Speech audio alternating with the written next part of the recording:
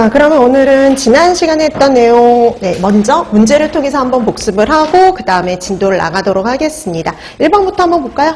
자, 딱 18문제거든요. 1번부터 보시면 식품으로 인해서 인한 건강장애를 일으키는 유기성 유해 요소는, 자, 이 중에서 유기성 이렇게 그랬잖아요. 그럼 이거 중간에 만들어지는 물질이에요. 그래서 중간에 생성되는 물질 찾아라. 답은 4번이죠.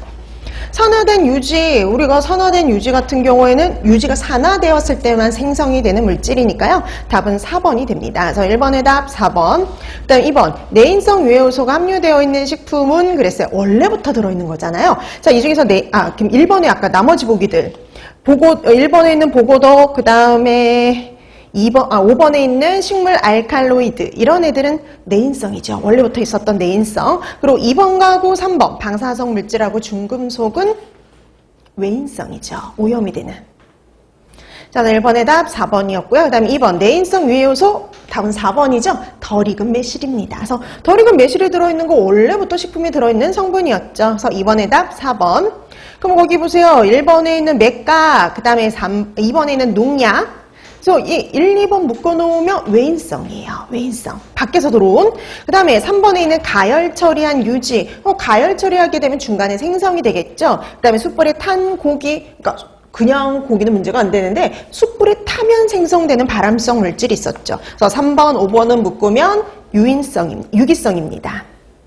자, 그래서 이번에 답 4번이 되겠고요. 그 다음에 3번. 다음 중 물리적 유해 요소는 그랬습니다. 우리 화학적, 물리적 이렇게 구분하는 게 있었죠. 이렇게도 구분이 되는데요. 이 중에서 물리적 유해 요소 찾아라.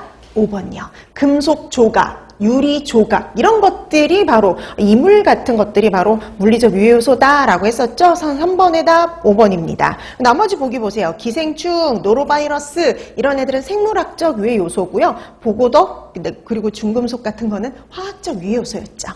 자, 3번의 답 5번이었고요. 그 다음에 4번. 가장 낮은 수분 활성도에서 생육이 가능한 미생물은 그랬습니다.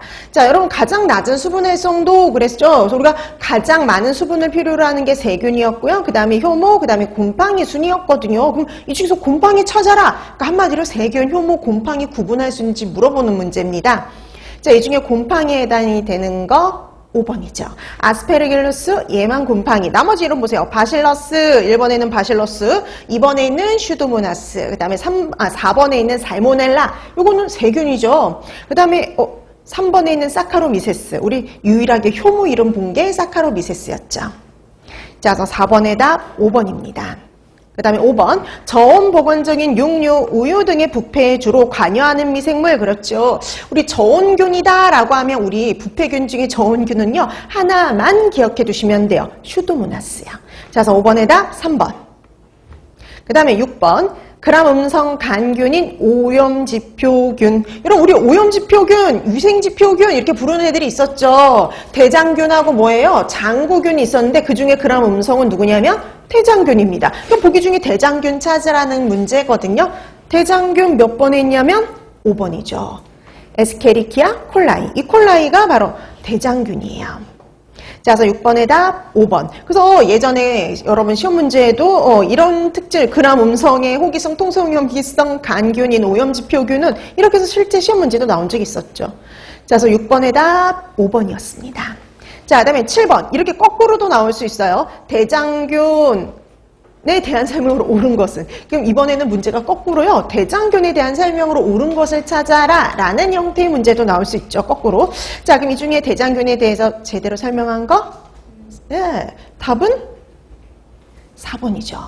자, 기본적으로 그람 음성의 간균이죠. 그래서 우리가 보통 장구균 이렇게 붙은 애들만 구균이고 그렇게 붙지 않고 그냥 끝나는 것들은 간균이다 그랬어요. 그래서 그람 음성 간균이고요. 포자 안 만들죠.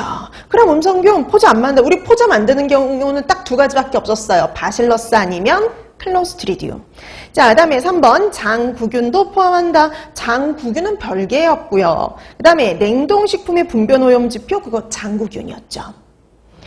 자, 그래서 7번의 답 4번이에요. 젖당 발효한다, 유당 발효한다, 유당을 분해서 산과 가스를 만든다. 이걸 이렇게 말하기도 합니다.